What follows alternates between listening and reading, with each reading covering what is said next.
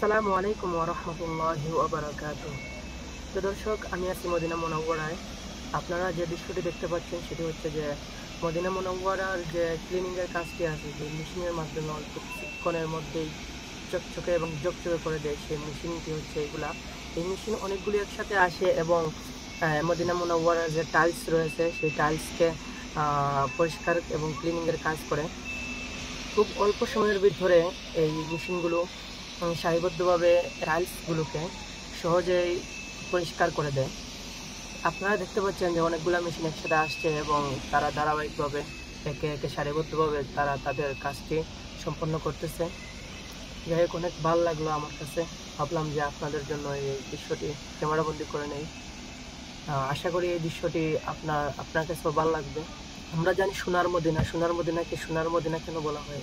যেহেতু মদিনা যেদিকে তাকাবেন আপনি সেদিকেই চকচক দেখতে পাবেন।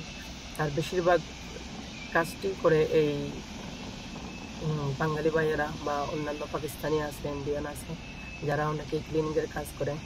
আল্লাহ পাক রব্বুল আলামিন যাদেরকে পছন্দ করেন আসলে তাদেরকেই তার হারামাইন শরীফের খেদমতে নিয়োজিত করেন। কতই না সৌভাগ্যবান যারা আছে এই কাজের সাথে যুক্ত। আল্লাহ পাক প্রত্যেককে উত্তম বদলা দান করুন।